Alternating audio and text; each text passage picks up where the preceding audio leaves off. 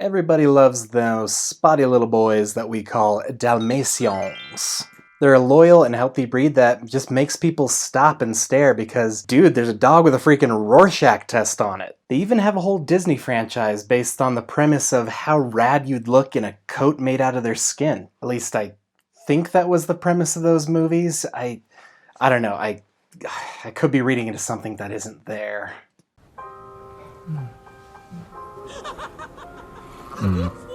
This better not awaken anything in me. But take mentally unstable fashionistas and deeply repressed college deans off the table, and the profession that most people automatically associate with Dalmatians is, of course, firefighters. In modern times, this might seem a little odd. I mean, sure, to this day we still have dogs working in a wide variety of different fields. Law enforcement, entertainment, disability assistance, professional sports. But what practical application does a spotted dog have when you're running into a burning building or aiming a high-pressure fire hose? These days, Dalmatians are really only part of the firefighting image as mascots. But in the past, their use was actually really active and kind of an ingenious solution to a problem that I didn't even know existed. Back in the day, firefighting wasn't a government-run service. Today, we view the fire brigade as part of the emergency services trio: police, paramedics, and firefighters. So it may be a bit of a surprise to find that firefighters of old were members of private businesses or even volunteers. Back then, firefighting companies were in stiff competition with each other, partly because it's an emergency, you gotta get there quick,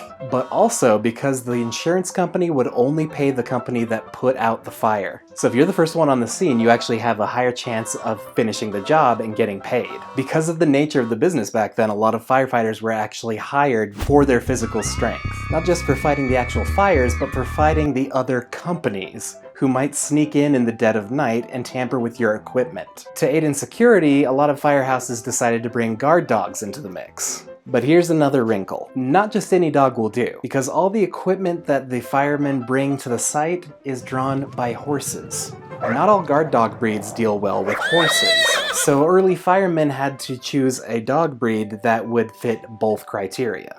Oh. So Dalmatians belong to a group of breeds known as coach dogs. They're bred specifically to run alongside horse-drawn carriages. For that reason, Dalmatians got along great with their horsey friends, and so they were used to protect the firehouse, the equipment, and the horses. So when fires broke out, Dalmatians would actually spring into action as full-fledged members of the crew. The spotted dogs would run at the front of the convoy, barking their little heads off to clear a path for the horse-drawn equipment.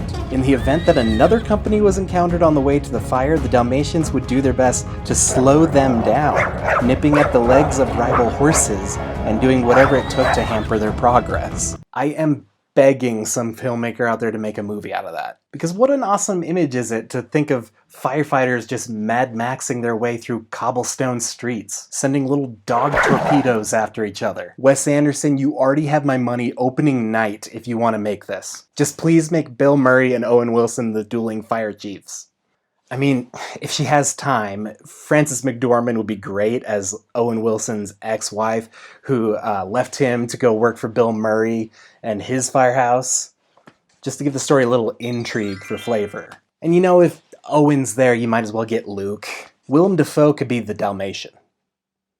I mean, I'm not going to hold your hand through this, Wes. Just make the movie you want to make, provided it's this one.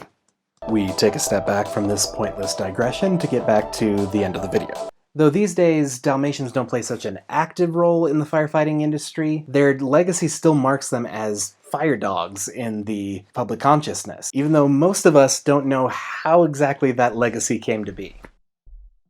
It was a shorty but a goodie. Hope you liked that one. I'll see you again soon. In the meantime, please like the video and subscribe if you're enjoying what I'm doing. Let's get to 1,000 subs by the end of the year, baby!